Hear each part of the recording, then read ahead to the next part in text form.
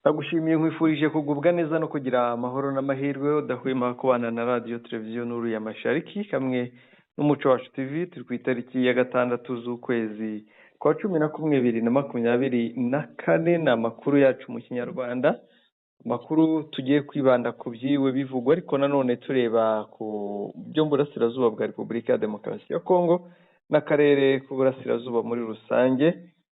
Ni amakuru muragezwaho nanjye umushakamba mfatanije na mugenzi wanjye Sentama mwiriwe mute? Twiriwe neza bwana mushakamba ariko n'imvura nyinshi. Ikirere cy'uyu munsi cyari kigoye imvura kugeza n'ubu ku mugoroba. Yego. Reka rero twinjire mu makuru yacu bwana mushakamba. Se turahera mu burasirazuba bwa Kongo biragoye kutahera kwa Trump. Rero twambuka inyanja ngari. Birumvikana rwose Trump yarakumbuwe. Yagarutse ngira ngo abantu benshi byabanejeje by'umwihariko abakunda gukora aba businessman. Ndabona byabashimishije, hari benshi amaze kubona ubutumwa bumushimira. Abanyapolitike nabo rwose bamwakiriye nk'abamukumbuye. N'abatari abanyapolitiki se buri umudamu wa Neva n'umunyapolitiki ukomeye nawe yamushimira. Aho ngaho ni naho bigaragarira.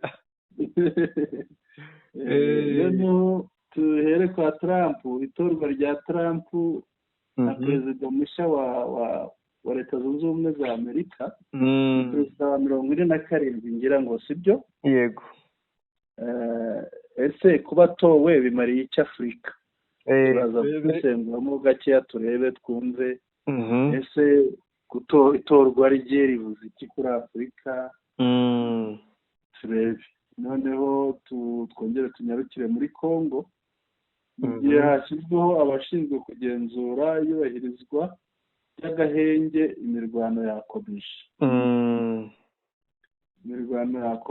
Noneho nyuma turaza kuvuga no kuri iyi mirwano nitumara kwivaho turajya ku ngingo ya 3 turebe ukuri kwa Minisitiri Nduhungirehe kuri FDLR.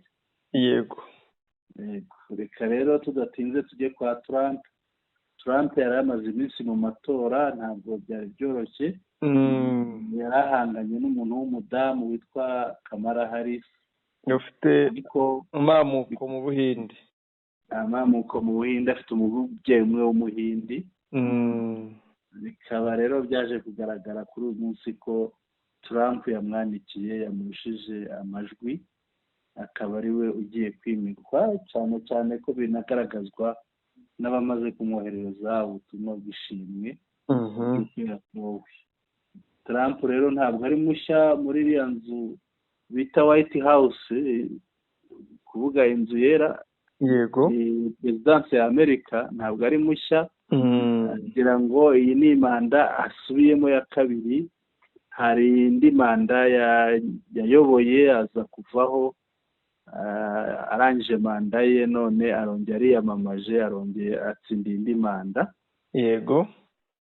Ariko yari yiyamamaje iya kabiri aratsindwa ngira ngo bwana mushaka. Nubwo yatsinzwe byavugwaho ko yibwe kuko yararekaramye. Yaraburanye birashoboka. Ubundi ashyira agatoki ku kako, bitaga agatoki ku kandi ati ningaruka muzambona. Ati nzagaruka. Kandi arabemeje koko. Uyu rero ni perezida wakunze kugira udushya. Bavuga ko igihe yatorwaga yaba yarafatanije na Putin, Uburusiya bukinjirira mu bikoresho, mu software, muri porogaramu zikorerwamo amatora, ku buryo bavuga ko bamwibiye amajwi. Nibuka yiyamamaza nanone, ariko ntiwamuroze kwiyamamaza n'abadamu. Si ubwa mbere yiyamamaje n'umudamu, ahora yiyamamaza n'abadamu. Azajya yabiteramo urwenya ngo atsinda abagore gusa. Ngira ngo yiyamamaje bwa mbere na Hillary Clinton. None yongeye yiyamamaje n'undi mudamu Kamala Harris. ni ukuvuga ngo abademokarate bamutega abagore, usibye ubwo yariko nyine ingoma ya kabiri ku manda ya kabiri ku irya bikanga yatezwe umusaza Joe Biden. Ego yatsinzwe n'umusaza. Ni kuvuga wa mugani wawe koko atsinda abagore gusa. Buri baza gushyiraho umugabo ntabwo yari kumutsinda. Bizajya ari urwenya rwose. Reka rero dukomeze, hari benshi bamwoherereje ubutumwa bw'ishimwe bwana Mushakamba. Nzi niba ari bwo twaheraho noneho tukaza gusesengura tureba icyo bivuze kuri Afurika, ese tunarebe noneho Amerika mu ruhando rw'amahanga, politike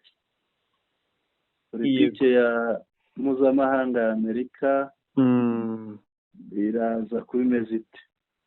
Nibyo twabuheraho ariko tukibanda kuri Afurika n'ibiyaga bigari, ariko nanone bitavuze ko dushobora gusoma ubutumwa bw'umwe cyangwa babiri mu bihugu bindi bikomeye cyangwa se bitari ibyo muri Afurika iwacu.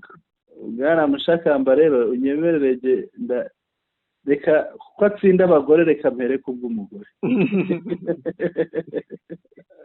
Yego hano ndahera kubw'umugore wa perezida w'u Burundi Madame Angeline Muganza yagize ati I would like to extend my congratulations to Melania Trump.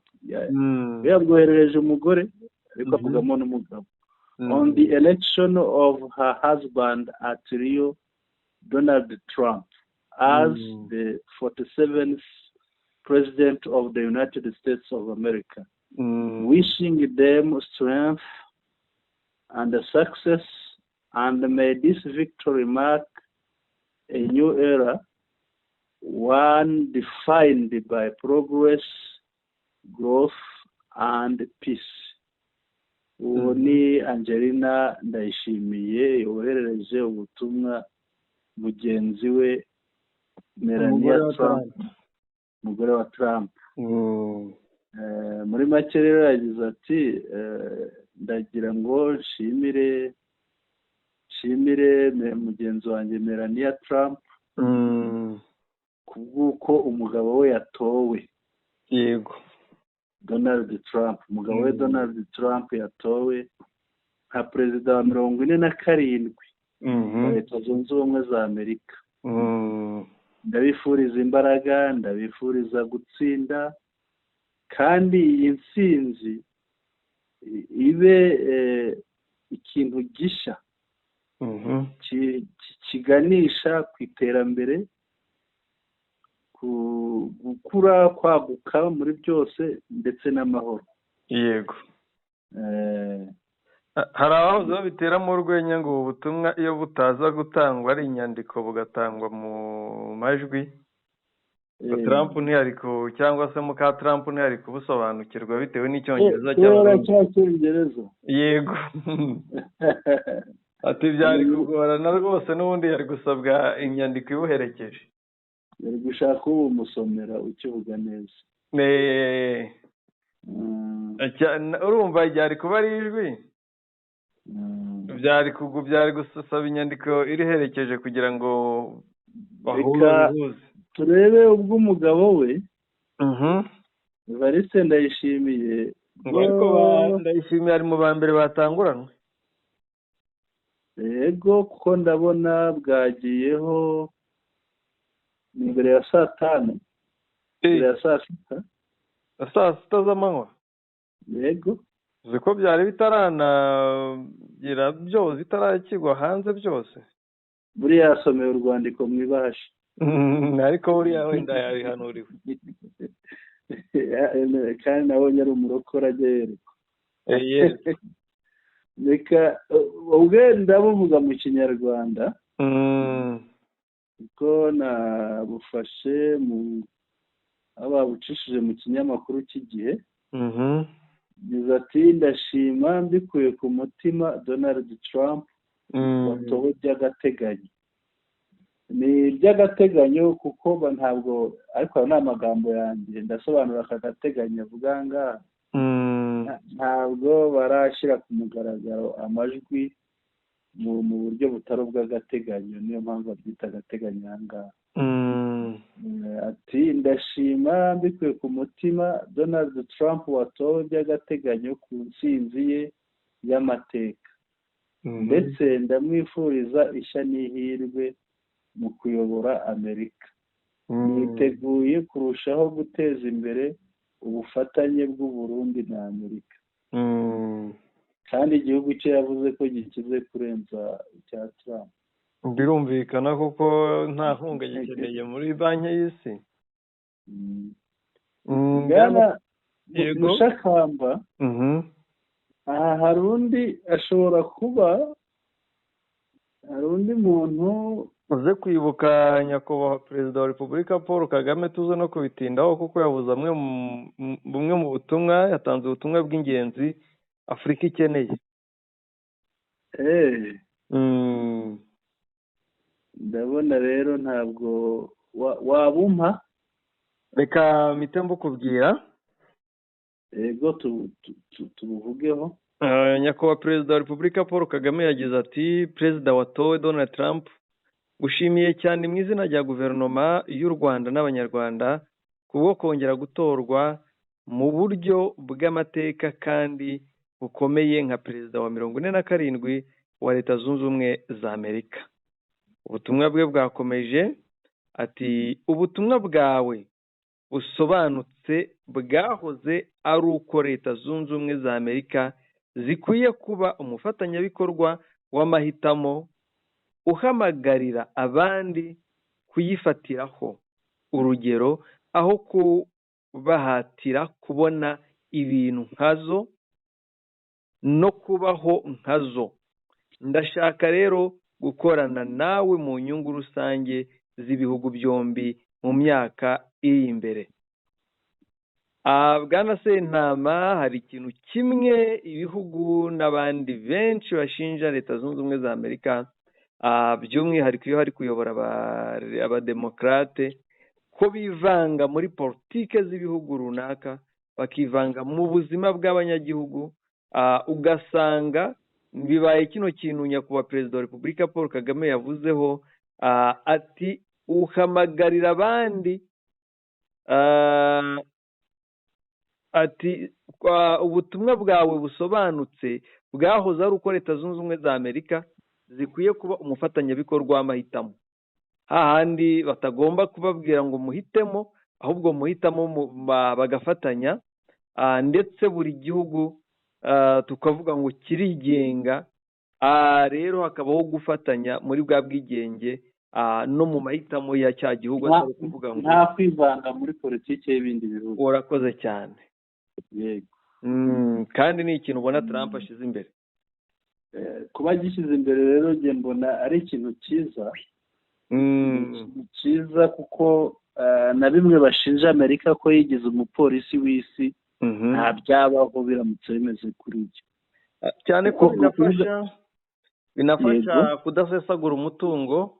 Kandi nawe afite umugambi, Trump yagize ati nje gusubiza Amerika agaciro cyane.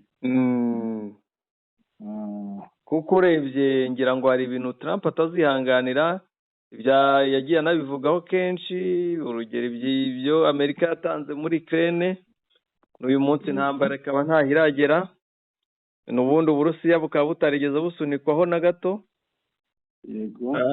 Ibyo byose byagiye bishyira Amerika habi, ndetse binavugwa ko ubukungu bw'igihugu muri Amerika budahagaze neza. Bwaraguye Bwana Mushakamba, ntabwo bukimeze nka mbere. Yego. Nitureba rero kuri inyungu Afurika ibifitemo, nahoze ndeba ndajya muza wenda n'ibitekerezo by'abantu. Hari abiruhukije bati turamukize uwitwa Anthony Blinken, ati pfobya jye, apfobya jenoside yakorewe abatutsi mu Rwanda, ndetse n'ibindi byinshi bitandukanye usanga Amerika yinjira yakoranaga cyane ubonaga yageragezaga gusa nk'aho iri gushyigikira abatavuga rumwe n'ubutegetsi bw'u Rwanda, ku buryo kandi byose bikaba biri gukorwa n'uyu na Blinken, kandi birumvikana iyo bigenze kuriya umwe mu mwanya w'ingenzi perezida ahindura agashyiraho uwo mu ishyaka rye bahuje n'uriya mwanya rwose yateranyaga abantu n'ibihugu. Tugiye kureba rero kuri Afurika turi bubyungukiremo by'umwihariko mu biyaga bigari, n'iyi ntambara iri muri Congo za raporo nubwo izasohotse zitahinduka, ariko za raporo zibasira abababaye bari kurwanira uburenganzira bwabo dushobora kutazongera kuzibona nk'uko twazibonaga bwana Sentama. Yego.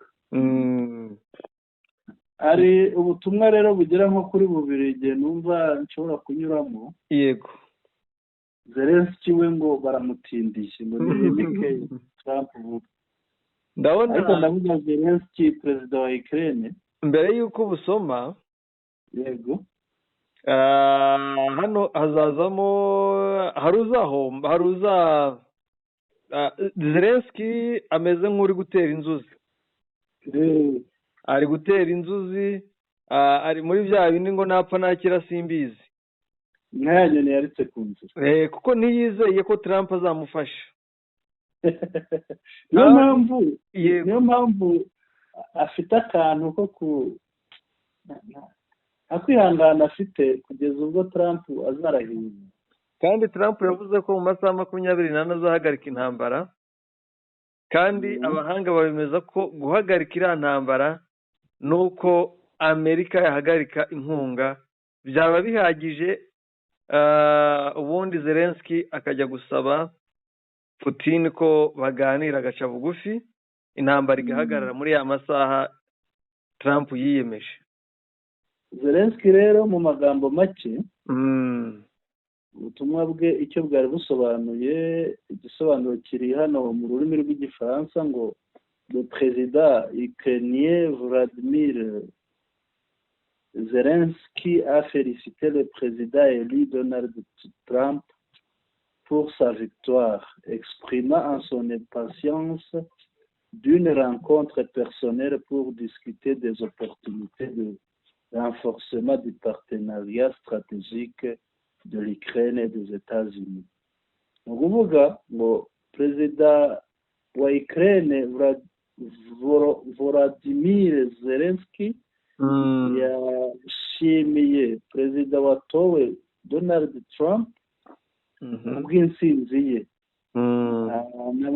anamugaragariza nko kutihangana afite, warumva babonana vuba, bahura vuba na Donald Trump kugira ngo baganire ku mahirwe ahari yo gukomeza ubuhahirane, gushyigikira ubuhahirane, ubufatanye hagati ya Ukraine na Amerika. Kuri we mbese atinze kurahira. Yego. We yumva babonana vuba hashoboka. Ikiriho dukurikije imiterere ya Trump. Yego. Iriya ntambara cyangwa se uburyo Amerika yitwaragamo, Trump nabona byagirira inyungu Amerika bitari ibyo kuvuga ngo inyungu ziri finance. Trump azahagarara uko babyifuza cyangwa uko byari bimeze, ariko niba nta nyungu ziri finance zirimo, Trump rwose intambara azayihagarika mu masaha 24, kandi ngira ngo nta bundi buryo yahagarara usibye guca mu nzira za diplomasi. Hanyuma se bwana Mushakamba aramutse ahagaritse inkunga Amerika yahaga kiriya gihugu, ko ubona ari nacyo cyatumye kiriya gihugu gihagarara imbere y'Uburusiya, naramuka yihagaritse urabona amaherezo ya kiriya gihugu, cyangwa umunzani ku isahani imwe ahari Ukraine ku yindi ahari Uburusiya, uriya munzani uzamera utezahengamira. Uri igiti akagera mu bushorishori, kuko azaba yambuye umwambaro, ubwambure bwe buzagaragara kandi nta wundi azaba umunya-Ukraine, kuko n'uyu munsi ngira ngo Amerika n'ikibazo ifite ni uko ibyo yakoze byose ifasha Ukraine bitigeze bica intege Uburusiya, ahubwo bukomeje guhagarara gitwari. Intwaro bakekaga ko zagabanuka ku Burusiya ntizagabanutse, n'uyu munsi baracyafite intwaro zikomeye, usibye kuba nyine baratakaje bisanzwe nk'uko buri wese atakaza mu rugamba, agatakaza abasirikare n'abandi n'ibikoresho, ariko byarashiraga ibindi biboneka, ku buryo ahubwo ushobora gusanga barafashije Uburusiya kubagabanyiriza sitoke zishaje, bakakora sitoke nshyashya zibigezweho. ubwo rero Trump agomba gukora ibishoboka byose kugira ngo ayivemo ku neza y'Amerika, cyane ko bigaragara ko Uburusiya buri gutsinda iriya ntambara, kugira ngo Uburusiya butazayitsinda Amerika igaseba cyane, kandi Trump akeneye kugarura isura n'ubuhangange yaba mu bukungu ndetse no muri politike bya Leta Zunze Ubumwe za Amerika. Yego, urakoze Mushakamba. Hari ubundi rero ariko burimo ubuhanga cyane, bubuditse nko mu migani. Yagize ati, yanahaye kopi ambasaderi wa Leta Zunze Ubumwe za Amerika muri Congo, aravuga ati, we have a duty to inform you that you have in the DRC a barbaric and primitive tribe known as the Very Big Noises, who eat dogs and cats, and wish to enshrine this as a value in their constitution. We are counting on you. Uwo nguwo ngo yiyita defender of dogs and cats. Umurinzi w'imbwa n'injangwe. Yego. Yavuze ngo dufite inshingano zo kukubwira ko hano muri Congo dufite avuga ni nk'ubwoko, ubwoko bukiri inyuma mu mitekerereze, buri primitive, mbese bari inyuma, bari nko mu gihe cya kera cy'abakurambere. Noneho bakaba ari n'abantu b'ibifura bahubuka. Abo muri Congo ngo tukabita ba nyiri ibizuru binini, niko yabise. Abo ba nyiri ibizuru binini barya imbwa, bakarya n'injangwe, kandi ibi ngibi bashaka kubishyira mu itegeko nshinga. Turakwizeye, ni wowe duhanze amaso. Ubwo nyine aravuga abashaka guhindura itegeko nshinga. Ikigaragara buriya yashatse gucyurira, iyo bikurikiye neza yashatse gucyurira Congo ko iyobowe n'abantu bita abaruba, aribo biwabo Tshisekedi. Tutagiye muri byinshi, wenda tutagira n'abo tubeshyera, icyo kiriho arabwira abashaka guhindura itegeko nshinga muri make rwose. Ariko nanone Bwana Sentama, n'ubundi Trump si rimwe si kabiri avuga ijambo ritari ryiza ku banyekongo, uburyo nibakomeza wenda kugarura bya bindi tumenyereye byabo, dushobora kuzabona n'ubundi ibisubizo bitari byiza kuri bo. Trump yigeze avuga ko abanyekongo bateza akajagari muri Amerika, bavuga ko rwose nanatorwa azabirukana bamwe muri bo. Icyo gihe na ambasade sinzi ibyo yavuze, yiregura n'ibindi, kandi si kera, n'ubundi ni igihe Trump yashakaga uburyo yakongera kwiyamamaza.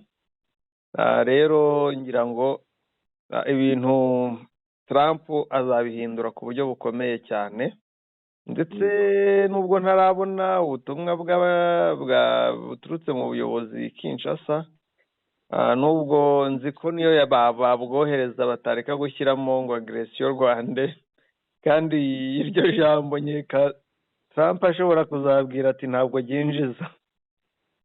yego ariko wabonye ko muya yarivuze i Geneve bakamuzibya.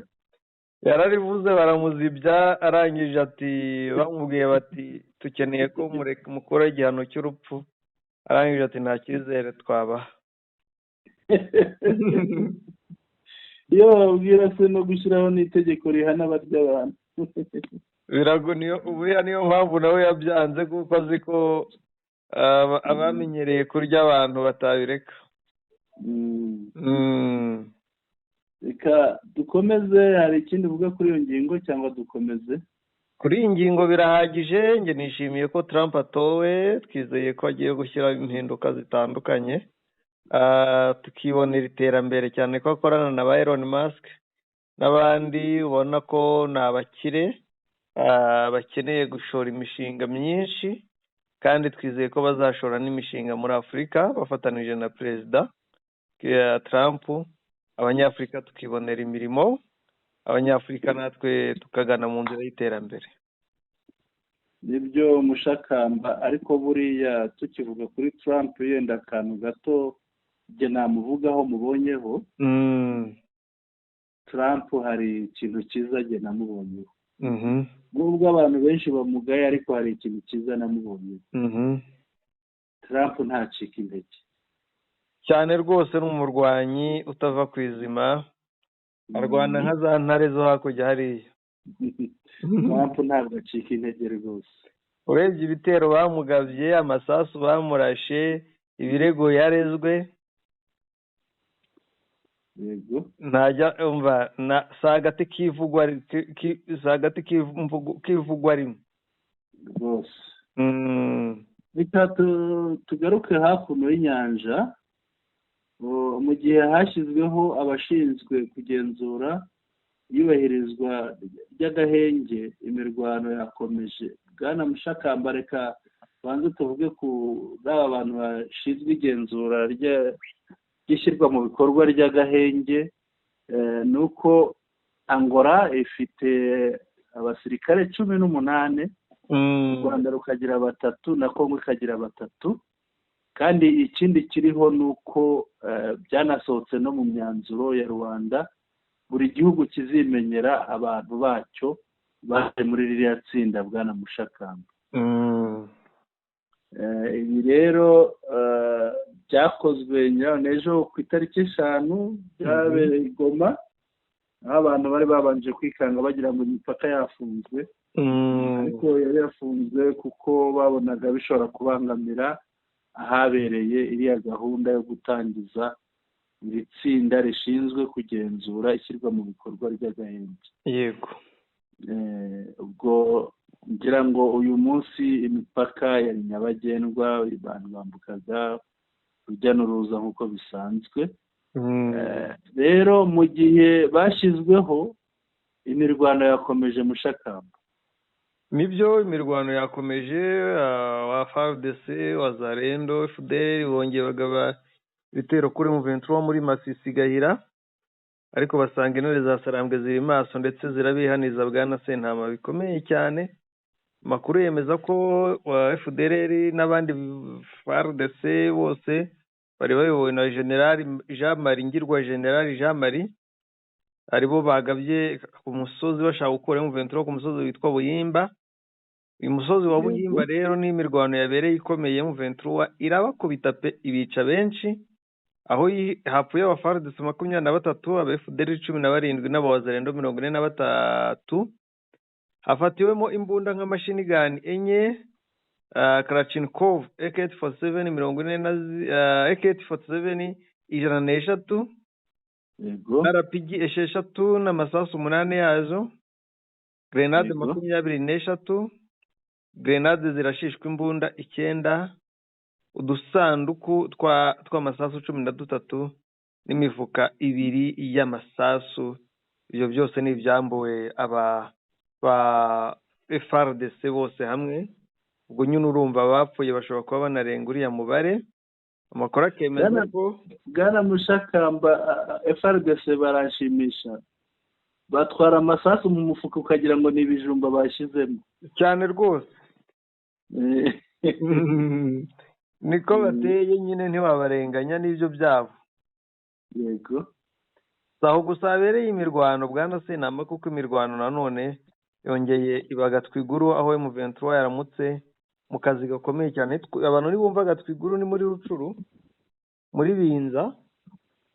Ubundi intare za Sarambwe zirabirukankana, zirabashushubikanya. Ni byatangiye mu gitondo kare kare, abantu bumva urusaku rw'amasasu, ubundi bahiga FDLR. FDLR zabanje kwihagararaho, ariko nyuma zirakubitwa zirirukanka, zirashwiragira.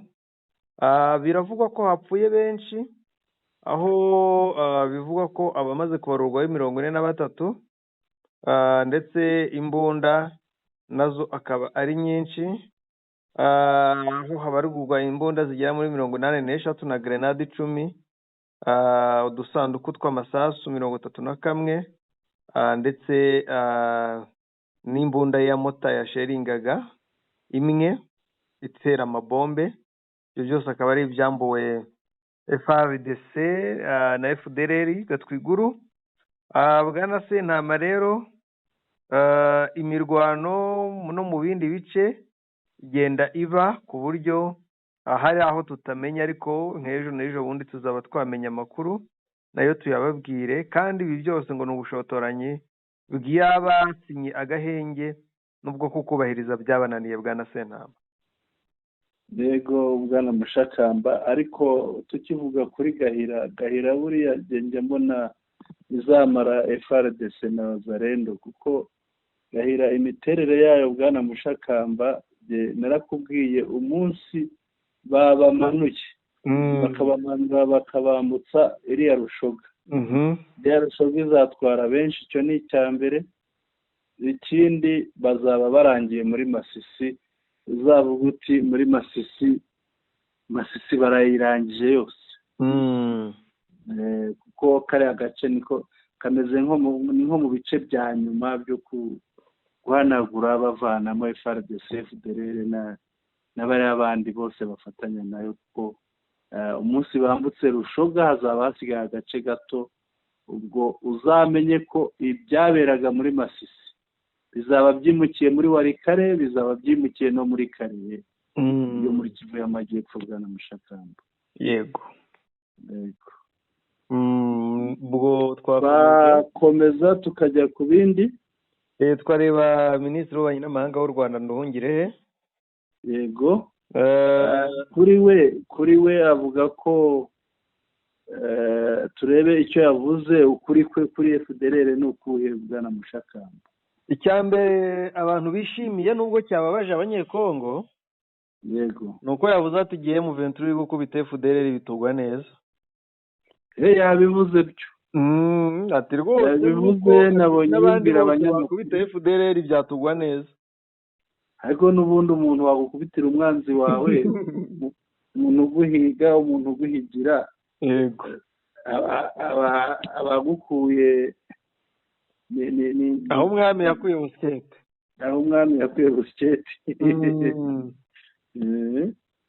Usibye n'ibyo bwana Sentama, yego, icyo ni kimwe. Ariko nanone yavuze ko Kisekedi ura kugira akorane na FDLR byasabye amaboko cyangwa uruhare rw'abahoze bakomeye kwa Mobutu Sese Seko. Yego. Aho Nduhungire mu kiganiro nkuko yagiye abitangaza, ikiganiro yagiranye na Radio TV10. Yego. Nduhungire yavuze ko abayobozi bahoze muri FDLR barimo General Sylvestre Mudacumura, Brigadier General Juvenal Musabyimana, Alias Africa, Jean Michel, Jean Colonel Jean Damascene Habimana Alias Manudi na Colonel Africa Gaspari biciwe mu bikorwa byahuzaga ingabo za FARDC ku bwa Joseph Kabila ndetse n'ingabo z'u Rwanda RDF. Rero akaba Kisekedi yaragiyeho ashaka gukora ibitandukanye n'ibya Joseph Kabila. Rero bakamugira inama bati icyo usabwa ni uko ugomba gukorana na FDLR mu buryo bweruye bitandukanye na Joseph Kabila. Uyu munsi babaga bari gukorana, ejo bakaba barimo nanone FARDC iri kubarwanya. Uyu muyobozi yasobanuye ko abahaye Tshisekedi iki gitekerezo biganjemo abahoze mu ngabo zo kubwa Mobutu bamubwiye ko u Rwanda rufasha umutwe w'M23 nyamara ntaho ruhurira n'ibikorwa byawo, aho yagize ati nko mu ntangiriro z'ukwezi kwa mbere 2022 Tshisekedi twari tubanye neza, yafashe icyemezo agiriwemo inama n'abantu bamwe badasobanutse cyane cyane abari mu ngabo za Mobutu, nk'uko ugomba gufatanya n'umutwe wa FDLR, nuko nguko ibiba ikibazo cyavutse. Nuko rero Tshisekedi yafatanije na FDLR, nuko nguko ibibazo byavutse. FDLR rero irahura neza n'ingabo za FARDC kubera inama cyangwa se abajyanama babi bwana Sentama. Yego bwana Mushakamba, nahoze mbonana uriya minisitiri w'ubutabera yitwa Constant Mutamba, we na Patrick Muyaya bamushima, bavuga bati ni ubwa mbere tugize perezida ngo w'igihangange, ngo urumva abo ni abantu bamuri iruhande bamugira inama, hari igihe akurikiza inama zabo. Ni ubwa mbere tugize perezida w'igihangange wihandagaza agahangana n'umwanzi wacu, kandi ngo kuri bo ngo umwanzi wabo ngo ni perezida w'u Rwanda. kugira ngo ntibazatsinda kubona ko bayobye. Ariko ukibaza, sinzi aho babivana bwana Mushakamba, ariko ngira ngo bari abantu ni nko kwigura, kuko FDLR yarabacengeye, baramutse bavuze u Rwanda neza yabarasa. Ikindi bagomba guhuza n'ibitekerezo bya shebuja ngo batamire kabiri. Yego. Ikindi Nduhungire yavuze kuri FDLR, bamubajije n'ubundi ndabihuza n'ikiganiro yagiranye na BBC, aho bamubazaga ibyo kuganira na FDLR, arangije arabwira ati nta hantu ndabona mu bihugu by'i Burayi n'ahandi byigeze biganira n'abanazi. Ati rero FDLR n'abajenosideri ntabwo twaganira nabo rwose, ntabwo bishoboka. Umunyamakuru buri kindi yongeraho, ariko yongeye kwenda kuvuga usibye nabo n'abandi bavuze bamubaza ibyo gufasha M23, babwira ko nta hantu bihuriye, kako u Rwanda rutigera rufasha M23. Nubwo nyine kuri Radio TV10 yagize ati uwadukubitira, umuntu wese ukubise FDLR turanezerwa. Yego bwana Mushakamba. Ngira ngo tugeze ku musozo w'amakuru. Yego tugeze ku musozo, nibyo. Reka twibutse abari badukurikiye ingingo z'amakuru tuganiriyeho. Twaganiriye ku itorwa rya Donald Trump nka perezida mushya wa 47 wa Leta Zunze Ubumwe za Amerika. Turebera hamwe icyo bimariye Afurika, icyo bizagira kuri Afurika, ibyiza cyangwa ibibi bizagira kuri Afurika. Tunareba mu gihe hashyizweho abashinzwe kugenzura iyubahirizwa ry'agahenge. Imirwano yakomeje aho yabereye muri Gahira ndetse n'ahandi. Noneho tunareba FDLR mu ndorerwamo za Minisitiri Nduhungire, avuga ati abakubita FDLR baba badukoreye neza. Izo nizo ngingo z'ingenzi rero twaganiriyeho. Reka tugane ku musozo, dushimira abadukurikiye kandi tubasabe abatarakora subscribe bakande subscribe, amakuru yacu ajya bizanira. Ikindi banatwandikire ibitekerezo byabo babiduhe ahanditse comments, kugira ngo bidufashe kwiyubaka no kunoza ibyo dukora. umugoroba mwiza. Ushakamba, mikoro ni yawe. urakoze cyane bwana Sentama, ndagushimiye, nshimiye n'abadukurikiye mwese, mukomeze mugire ibihe byiza, Imana ibane namwe.